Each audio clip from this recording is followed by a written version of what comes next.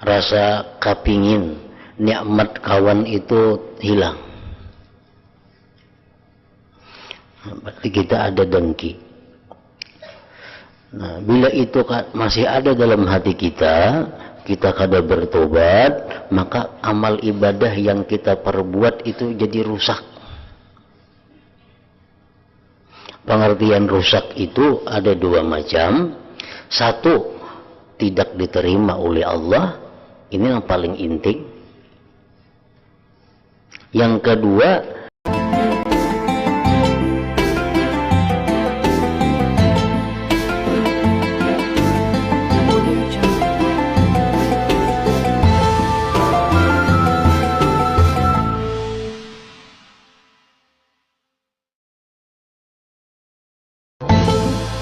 yang sudah kena dengki ini, maka untuk menghilangkan dari hatinya itu sangatlah sulit. Banyak ahli Al-Quran, qari-qari dan ulama yang terkena penyakit dengki ini. Apalagi masyarakat awam dan orang-orang bodoh. Artinya dengki ini bukan hanya masuk ke dalam hati orang awam, tetapi dengki ini masuk juga kepada hatinya para ulama, masuk ke hati orang-orang yang ahli Al-Quran. Sampai dengki itu merusak mereka dan menjerumuskan mereka ke dalam neraka. Seperti yang diceritakan Imam Syafi'i.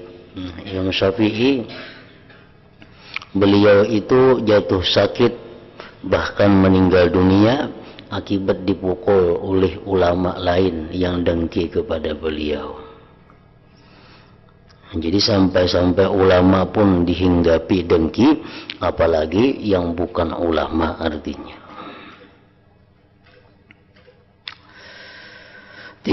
Pernahkah Anda mendengar sabda Rasulullah sallallahu alaihi wasallam? Sittatun yadkhulunan nar bisittatin. Al-arabu bil asabiyyah wal umara bil jawri wad dahakin bil kibri wat-tujjaru bil khiyanati wa ahlur rasadiq bil jahli wal ulama'u bil hasadi. Artinya ada 6 golongan orang yang masuk neraka sebab 6 hal. Artinya 6 golongan ini masuk neraka itu karena bersifat dengan 6 sifat. Orang Arab itu kebanyakan mereka masuk neraka sebab apa? Sebab fanatik, asabiyah,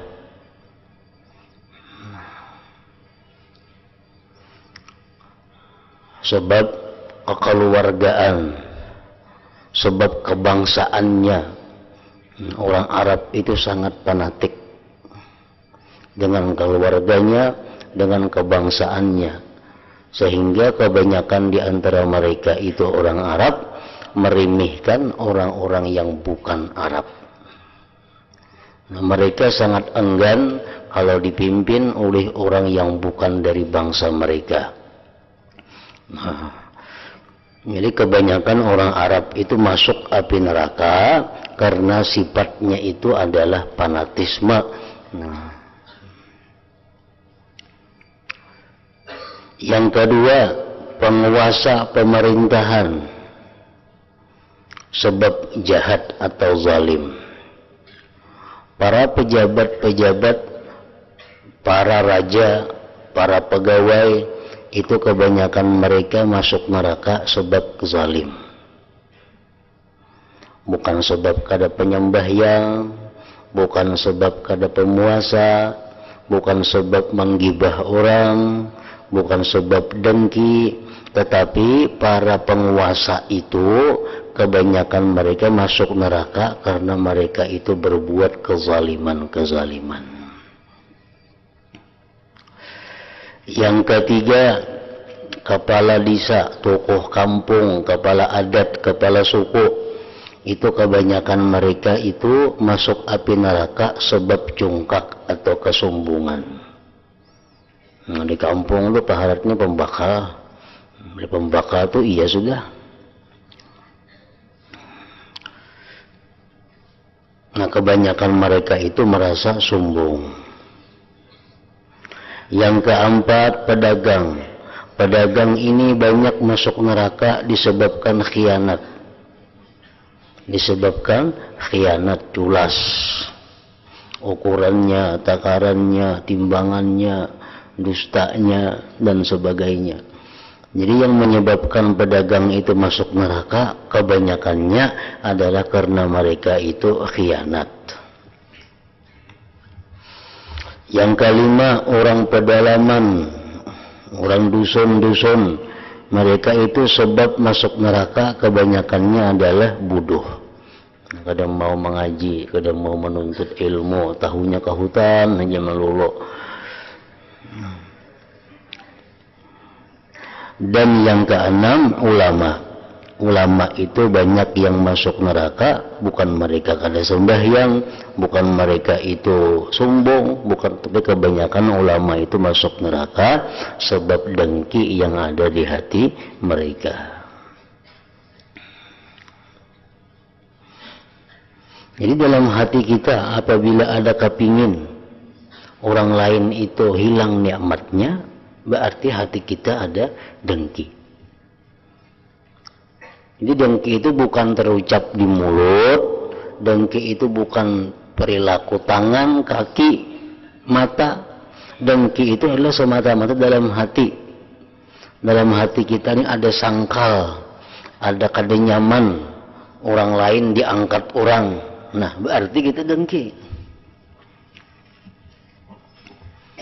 Dalam hati kita ada rasa kasal, ada rasa kecewa, orang lain payu. Nah, itu dengki ngarannya. Nah, dalam hati kita ada kada nyaman, ada rasa sakit, ada rasa susah kalau kawan kita dapat nikmat Allah dalam hati. Itu sudah disebut ngarannya adalah dengki itu. Suatu kerusakan yang kejelikannya bisa menjerumuskan ulama, apalagi yang bukan ulama, ke dalam neraka. Nah, sudah selayaknya kita semua waspada terhadapnya dengki itu. Dan ketahuilah bahwa dengki itu dapat menimbulkan 5 perkara.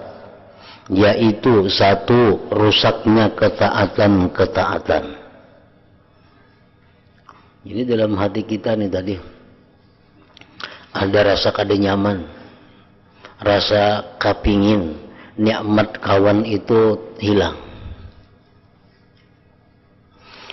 Berarti kita ada dengki.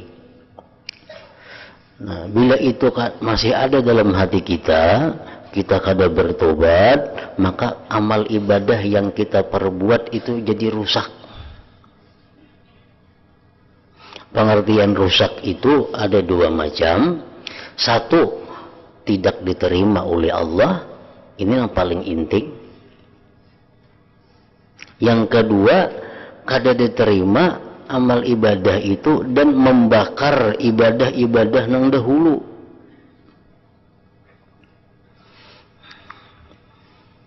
Jadi dengki itu kalau ada dalam hati kita ini kada nyaman, asa kada ikhlas, asa kada lapang, asa kada ridha tetangga kita dapat anugerah Allah. Mestinya kada inya bang dapat tuh aku atau siapakah. Nah, hati itu sudah dengki ngarannya. Amal ibadah yang kita lakukan sesudah itu ditolak oleh Allah kalau kita kada tobat. imbah perasaan tadi dalam hati tadi. Kita sembahyang, kita puasa, kita apa, itu ditolak oleh Allah. Karena ini ibadah orang yang hatinya dengki. Nah, apabila kedengkian itu sampai terucap di mulut dengan menggibahinya, dengan memfitnahinya umpamanya. Nah, ini bukan hanya dengki sekedar amal ibadah yang akan datang kada diterima, tapi membakar kepada ibadah-ibadah yang lalu. Artinya apa? Ibadah yang lalu itu kita serahkan kepada orang yang kita dengki itu. Nah,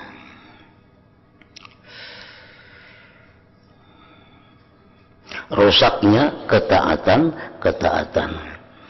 Jadi dengki ini ada hanya sekedar di dalam hati, itu berakibat ibadah sesudahnya ditolak Allah. Ibadah sebelumnya masih baik, masih utuh, kalau diterima oleh Allah yang dahulu-dahulu masih tetap diterima. Tapi kalau sudah dengki itu tak keluar, tak muntung, nah, tak tindakan-tindakan zahir, itu bukan hanya dengki itu menyebabkan ibadah yang akan datang ditolak, tapi ibadah yang dahulu-dahulu ikut terbakar. Arti terbakar apa? Hilang. Karena kita serahkan ibadah itu kepada orang yang kita dengki itu.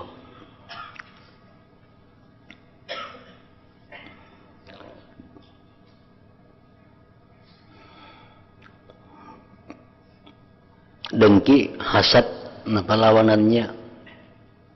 Kan kalau sombong lawanannya tawadhu'. Kalau riya lawanannya ikhlas. Kalau dengki apa lawanannya? Sifat jahat dalam hati, dengki. Lawanannya yang baik apa? Sifat nasihat. Nasihat itu apa artinya? Menghendaki kebaikan kepada orang lain. Nah, itu nasihat. Iradatul khair bil ghair, menghendaki kebaikan dengan orang lain.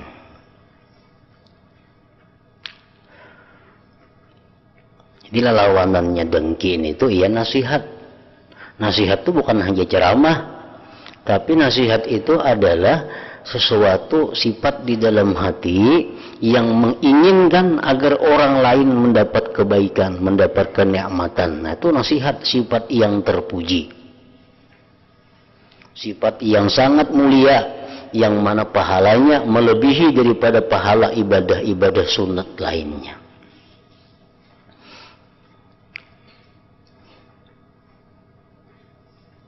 Seperti yang diceritakan dalam hadis, Rasulullah pernah bersabda di tengah-tengah sahabat beliau. Ujar Nabi, sebentar lagi akan datang kepada kita seorang laki-laki ahli surga. Sahabatnya menunggu-nunggu, siapa laki-laki ini? Oh, sekalinya datang ada. Orangnya kada dikenal, kada terkenal.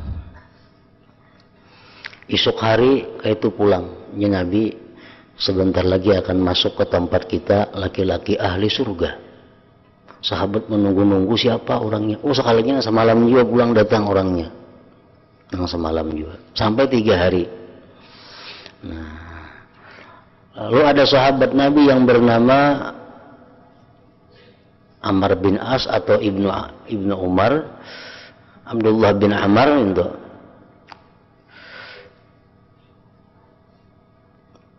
Yang ingin mengetahui apa sebabnya, kelakuannya, akhlaknya. Laki-laki itu begitu mulia. Nabi kita mengatakan itu laki-laki ahli surga. Maka orangnya kada dikenal. Artinya kada terkenal pemurah, kada terkenal ahli ibadah, kada terkenal pemberani waktu berperang, kada dikenal. Nah, dicari, diiringi bulik, sekalinya buliknya ke ujung kampung situ. Jadi bulik sampai situ nompat bermalam. Mengetahui apa gawian orang ini, maka Nabi mengatakan ahli surga. Nompat bermalam. Silahkan jampun rumah tadi, bermalam. Malam dengarkan malam apa amalan si din nih. Kalinya guring benar malam juga. Apa tahajud jam 2 kada ada, apa segala kada, subuh hanya bangun. siang dikira puasa, kalinya kada puasa juga orangnya. Malam esok udah ngarakan pulang, ngapa diulah orang itu? Kada napa-napa, kalau sembahyang kan, baca Quran, baca selawat guru-guru nom, kada ada juga, guring. Nah, siang makan, cari kayu, bulik. Sampai 3 hari 3 malam, kada dapat juga amalan, ngapa? Sebabnya maka Nabi mengatakan inya tuh ahli surga. Nah, akhirnya sampai 3 hari 3 malam kan tamu 3 hari aja boleh tuh. Sampai 3 hari boleh suruh bulik sudah. Sudah 3 malam guring di situ, hendak bulik, bebadah pamit bulik. Halo, jadi si laki-laki tadi sebenarnya aku ada maksud, napa garang? Hendak betakun, napa amalan pian ini? Sampai Nabi madahkan pian ini ahli surga. Nah, halo, jadi laki-laki tadi amalanku kada napa-napa. Aku siang kayak orang juga kada puasa sunat, kada malam guring. Cuma aku ini di dalam hatiku kada ada niat kada baik kepada orang Islam. Dalam hatiku ini kepingin, dalam hatiku ini ingin agar orang lain itu senang, orang lain itu dapat kebaikan, dapat rahmat, dapat kebahagiaan. Itu nasihat tadi. Nah, jadi dalam hati nasihat itu lawannya sifat dengki. Kalau dengki itu mengingini orang lain hilang nikmat. Kalau nasihat itu dalam hati mengingini orang lain dapat nikmat, dapat senang. Jadi amalan yang paling besar pahalanya adalah bila mana hati kita ada keinginan agar orang lain itu dapat rahmat Allah, orang lain itu dapat nikmat Allah, orang lain dapat anugerah Allah. Itu pahalanya luar biasa. Dalam hati ini kita kepingin si fulan itu hidupnya senang. Itu pahalanya saling kenalan itu. Dalam hati kita kepingin mudahan orang yang berangkat tuh selamat. Nah tuh pahalanya luar biasa ganalnya. Ganal pada sembahyang beratus rakaat itu. Nasihat itu. Karena sembahyang itu perbuatan zahir. Sedangkan ini perbuatan hati. Ibadah dari perbuatan hati nilainya di sisi Allah lebih besar daripada ibadah zahir. Orang berangkat naik haji misalnya, dalam hati kita ada terlintas, mudahan selamatan orang naik haji itu, nah ulang bulik selamatnya haji mabrur datang. Kepingin kita mereka macam itu, nah itu sudah dapat pahala luar biasa. Nah sebaliknya dalam hati kita ada kepingin mudahan ini kecelakaan, nah mudahan ini berenjah kayak tengah jalan. Nah itu dalam hati kita ada hasad, itu menggugurkan ibadah, menggugurkan nilai-nilai taat yang telah kita perbuat. Nah, bukan main bahayanya. Dalam hati aja, apalagi diucapkan di muntong.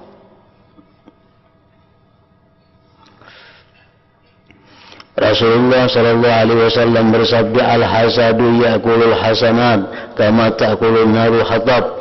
Artinya kedengkian itu dapat memakan kebaikan-kebaikan seperti halnya api memakan kayu bakar. Habis amal kebaikan kita, kita unjuk lawan orang yang kita dengki ini tuh.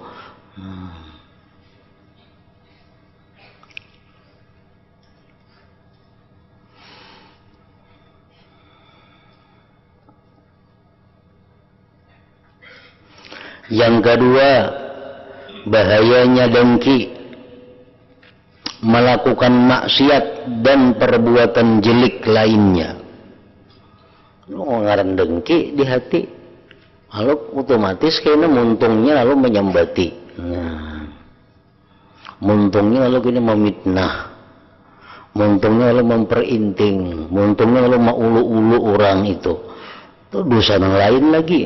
Akibat dalam hatinya ada dengki itu. Melakukan maksiat dan perbuatan jelek lainnya sesuai dengan apa yang dikatakan oleh Wahab bin Munabbih, tanda orang yang dengki itu ada 3. 1, menampakkan senangnya bila ada orang yang didengki. 2, membicarakan jelek jika orang yang didengki tidak ada. Dan 3, merasa gembira kalau orang yang didengki mengalami musibah. Orang dapat musibah itu mestinya didoakan. dikasihani, ditakziah, dihibur. Nah, ini ada kalau kita dengki lawan si A itu dapat bala, kita kesukaan. Nah, itu satu dosa yang besar. Cukuplah kiranya bagi engkau bahwa Allah Ta'ala memerintahkan kita supaya memohon perlindungan kepadanya dari kejahatan orang yang mendengki. Allah menyuruh kita agar kita berlindung kepada Allah dari kejahatan orang yang dengki. Allah Ta'ala berfirman, wa min syarri hasidin idza hasada. Artinya, dan dari kejahatan orang yang mendengki ketika menyatakan kedengkiannya. Seperti juga Allah memerintahkan kita agar memohon perlindungan kepadanya dari keburukan syaitan dan tukang sihir. Qul a'udzu birabbil falaq min syarri ma khalaq wa min syarri ghasikin idza waqab wa min syarri naffatsati fil 'uqad wa min syarri hasidin idza hasad. Jadi orang yang dengki itu disejajarkan oleh Allah dengan tukang sihir. Disamakan oleh Allah orang yang dengki itu dengan syaitan. Di mana kita disuruh berlindung kepada Allah dari kejahatan-kejahatan mereka itu. Jadi orang yang dengki itu luar biasa bahayanya.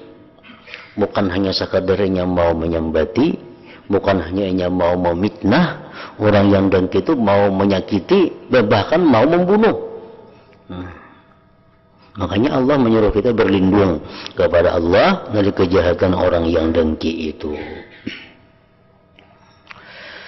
Cobalah renungkan berapa saja perbuatan jelek dan fitnah yang dilakukan oleh orang yang dengki.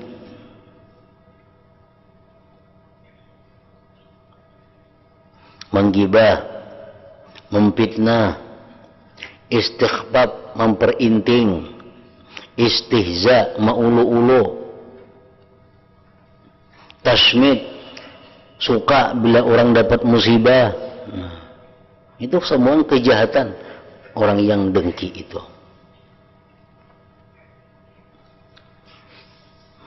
Sehingga Allah menempatkannya sejajar dengan kedudukan syaitan dan tukang sihir. Sampai-sampai tidak ada yang bisa dimintai perlindungan kecuali Allah Ta'ala.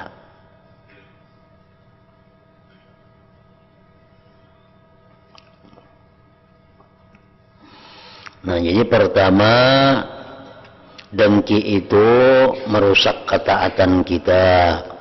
Yang kedua, dengki itu menarik kepada maksiat lainnya. Yang ketiga, dengki itu payah dan prihatin tanpa faedah. Kan tidak faedahnya kita dengki ini tuh. Kalau pang nikmat orang tuh berkurang, kada. Kita dengki lawan si A umpamanya. Macam-macam usaha kita supaya si A ini tuh runtuh. Kada kawa. Apa yang kita lakukan tuh sia-sia. Kedengkian kita tuh kada akan bisa mengalahkan ketentuan Allah. Allah sudah menentukan bulan bin bulan dapat nikmat. Allah sudah menentukan bulan bin bulan dapat anugerah. Itu sudah ketetapan Allah. Kita manusia ini kada senang hendak merubah ketetapan Tuhan, kawalah kadanya kawa. Jadi orang dengki itu hanya orang yang menyusahkan dirinya sendiri. Orang yang membuat dirinya sedih dan kada dapat faedahnya, bahkan mudarat banyak. 3, payah dan prihatin tanpa faedah. Bahkan di samping itu juga berdosa dan maksiat. Sebagaimana kata Ibnu Sammak rahimahullah, aku tidak melihat orang zalim yang lebih menyerupai orang yang dizalimi ketimbang orang yang dengki, diri yang hina, akal yang bingung, dan susah yang terus menerus. Orang itu menzalim, tapi inya sendiri menderita sebagaimana orang yang dizalim. Siapa? Orang yang dengki. Kan kalau kita menampiling orang, kita zalim. Nang sakit siapa? Nang ditampiling. Kita mengambil harta orang, kita zalim. Nang rugi siapa? Nang sakit, nang diambil hartanya itu. Tapi kalau orang dengki ini, inya zalim, nang sakit, inya seorang. Nah, apa sakitnya? Susah, payah. Melihat orang lain dapat nikmat, sakit hati. Melihat orang lain dapat untung, tak ungut. Melihat orang lain dapat nikmat, dapat kebahagiaan, kasal hati. Nah, inya seorang yang menyusahkan dirinya, padahal inya zalim. Jadi orang zalim yang sebenarnya menyakiti dirinya sendiri adalah orang yang dengki ini.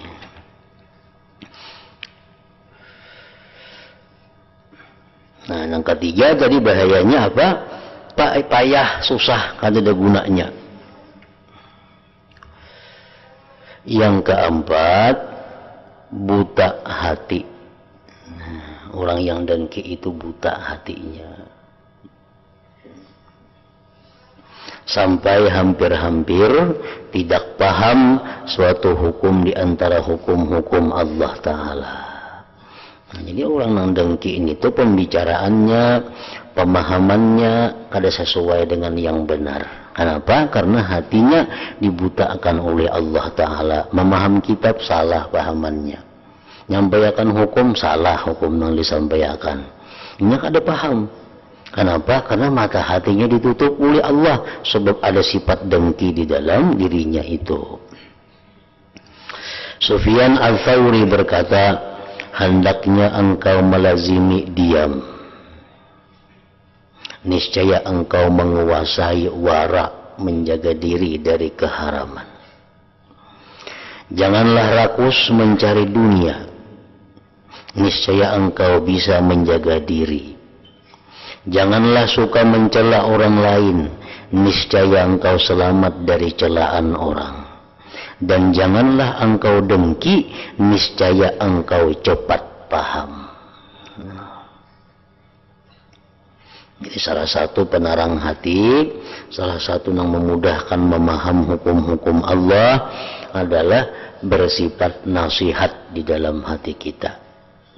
Dalam hati kita ada sifat nasihat, kepinginnya orang itu baik, kepinginnya kawan ini senang, kepinginnya kawan ini nikmat, kepinginnya kawan kita ini bahagia. Nah, sifat-sifat itu adalah membuka mata hati, menerangi hati, maulah lakas paham. Tapi dalam hati kita ada sifat dengki, dalam hati kita kada nyaman orang lain dapat senang. Nah, itu akibatnya apa? Mata hati kita buta, lalu kada pemahaman lawan hukum-hukum Allah, kada pengertian lawan hukum-hukum agama. Yang kelima, bahayanya dengki, terhalang dan terhina, sulit meraih apa yang dikehendaki dan tidak mendapatkan pertolongan mengatasi musuh. Nah, orang yang dengki itu cita-citanya kada akan tercapai,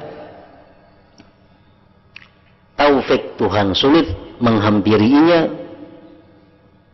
otomatis inya kada ibadah jadinya. Apa yang diangan-angankannya itu kada berhasil. Nah,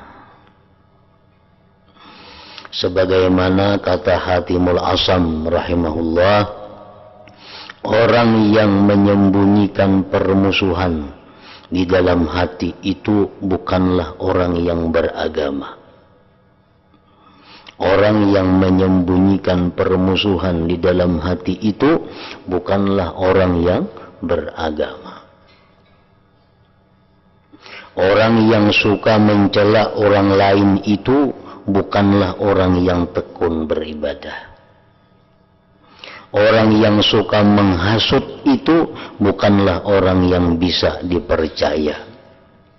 Dan orang yang dengki itu bukanlah orang yang tertolong. Nah, Allah kadang menolong orang yang dengki itu. Sehingga apa usahanya, apa angan-angannya selalu kandas.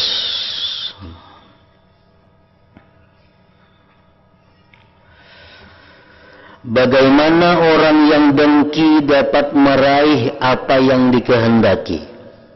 Sedangkan yang dikehendaki itu adalah hilangnya nikmat Allah dari para hambanya yang muslim. Kayak apa hendak ditolong Tuhan, amun kehendak nang dengki ini hilangnya nikmat orang.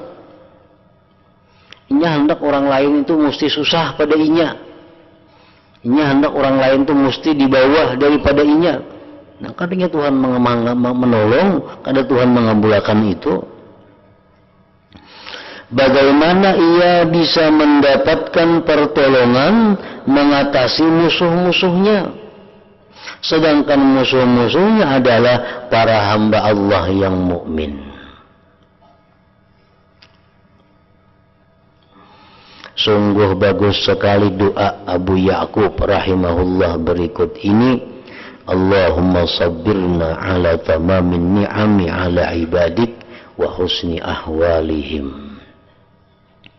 Artinya, ya Allah, semoga berkenanlah Engkau memberikan kepada kami kesabaran atas kesempurnaan nikmat yang Engkau berikan kepada para hamba-Mu dan baiknya keadaan mereka itu. Nah, jadi ini doa merupakan salah satu obat orang yang dengki. Dalam hati kita ada dengki, itu wajib kita membuang, wajib kita menghilangkannya. Kada boleh kita melihat akan membiarkan. Kayak apa caranya menghilangkan sifat dengki itu? Kayak apa caranya? Kada ada jalan lain selain memaksakan hati. Banyak cara yang diajarkan para ulama kalau kita ada mempunyai sifat dengki. Pertama, kita doakan mereka sebagaimana kita mendoakan diri kita. Ini obat paling ampuh untuk menghilangkan kedengkian. Kalau hendak kita selamat.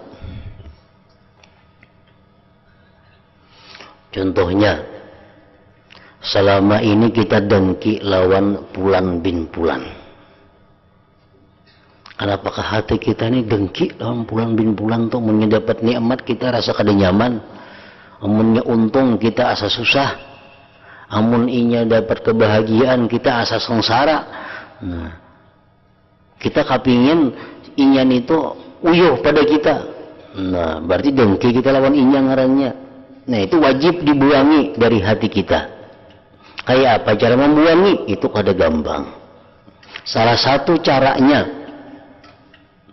kita doakan inya sebagaimana kita berdoa untuk diri kita. Kalau dalam bahasa Arabnya, Allahumma fa'al mithla dzalik bi Fulan bin Fulan. Kan kita berdoa biasa, Allahumma ghfirli dzunubi, Allahumma inni as'aluka rizqan wasi'an halalan thayyiba, Allahumma inni as'aluka ilman nafi'a, Allahumma hfazna minal bala. Macam-macam doa kita. Lalu di ujung doa itu kita tambahi Allahumma fa'al mithla dzalik, ya Allah perbuatlah seperti apa yang ulun minta tadi dengan Fulan bin Fulan nang kita dengki ini tuh. Nah, jadi artinya apa? Kita mendoakan orang nang kita dengki agar inya dapat seperti apa nang kita dapat. Nah, ini mengobati dengki. Kalau bahasa kitanya hendak nyaman, kita dengki lawan Fulan bin Fulan, hendak kita buangi kedengkian itu. Kita doakan dalam bahasa kita, ya Allah, sejahterakanlah Fulan bin Fulan. Ya Allah, selamatkanlah dia dunia akhirat. Ya Allah, berikanlah dia keluasan rezeki yang halal. Ya Allah, jadikanlah dia hamba Engkau yang salih. Ya Allah, matikanlah dia husnul khatimah. Ya Allah, jadikanlah dia dan zuriatnya orang-orang yang takwa kepada Engkau. Nah, tuh. Padahal selama ini kita dengki lawan inya. Cuma kita hendak baik, hendak membuangi. Nah, doakan inya. Doakan dengan bujur-bujur, dengan sungguh-sungguh.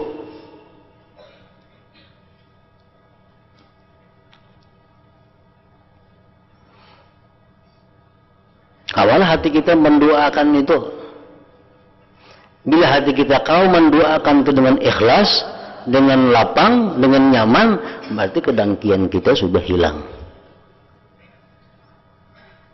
Kita ini ada bisi musuh. Kita dengki lawan inya, kita muar lawan inya itu. Kita doakan tengah malam, ya Allah, ampuni akan dosanya, sugihakan inya. Jadikan inya dan keluarganya itu beriman, mati akan dia ke surga, selamatkan dia dari segala macam bala bencana, berilah dia kebahagiaan dunia akhirat. Nah, kita doakan orang yang kita dengkin itu, nah itu menghilangkan kedengkian. Satu. Yang kedua, untuk menghilangkan kedengkian itu adalah memuji dia. Nah, kita puji inya kepada orang lain. Si anu tuh baik, orangnya ini. Padahal selama ini kita dengki benar lawan inya. Cuma kita hendak baik, kita hilangkan dengkian itu, kita puji inya di hadapan kawan-kawan kita. Yang sebelah rumah kota yang baik orangnya bagus, orangnya ahli ibadah, orangnya ini.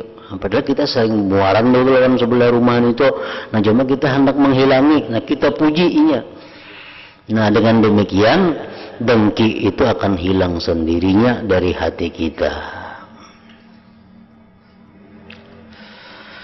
Dan bahwasanya dengki adalah penyakit yang merusak taat engkau, memperbanyak kejelikan dan maksiat engkau, mencegah engkau dari ketentraman jiwa dan kepahaman hati, mencegah pertolongan Allah untuk mengatasi musuh dan meraih apa yang engkau kehendaki. Adakah penyakit yang lebih jahat daripada dengki ini? Ada ulama yang mengatakan, kalau engkau merasa tidak diijabah oleh Allah doa engkau, kalau kita merasa doa kita ini kata dikabulkan Allah, maka doakanlah musuh kita. Niscaya engkau akan mendapatkan apa yang didapatkan oleh musuh itu. Kita ini berdoa lawan Tuhan, ya Allah, luasakan rezeki, punahkan hutang, mudahkan segala urusan, jadikan anak ulun anak-anak yang saleh. Pina kada kabul doa nih, hutang pina bertambah aja hari-hari, rezeki pina makin sulit. Kada mau kabul berdoa nih. Sudah berapa minggu, bulan dah berdoa, kada pina ada perubahan lawan doa nih tuh. Ganti doa nih tuh. Kayak penggantinya, siapa di hati kita kira-kira orang yang paling kita kada katuju? Oh, Jahit ngarannya. Nah, kita doakan Jahit tuh. Hampir kita berdoa lawan diri kita ganti, ya Allah, hamba engkau Jahit itu nah, kayakan dia, lunaskan hutang-hutangnya, murahkan rezekinya, ampuni dosanya, jadikanlah anak-anaknya anak yang takwa, yang saleh kepada engkau. Nah, niscaya Allah akan mengabulkan doa kita itu untuk Jahit dan untuk kita.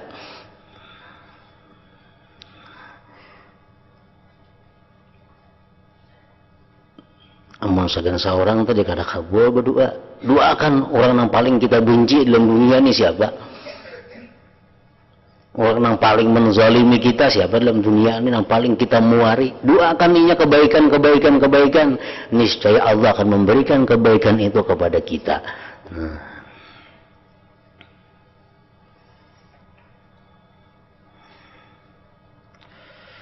Misalnya bisi anak saling nakalan, kada kau ditata diurus, sudah berdoa ke situ kamari, sudah diusahakan, kada mau berubah anak nenek. Nah, ganti cara nang tadi. Adakah orang nang kita muari selama ini siapa? Nang bayi si anak nang kakak itu juga. Nah, kita doakan inya, Ya Allah, hamba engkau Fulan bin Fulan, dia ada punya anak Fulan bin Fulan, jadikanlah anaknya orang yang saleh, jadikanlah anaknya orang yang takwa kepada engkau, jadikanlah anaknya orang yang suka menuntut ilmu agama. Nah, ini saya doa kita akan lebih cepat dikabulkan Allah untuk inya dan untuk kita sekaligus.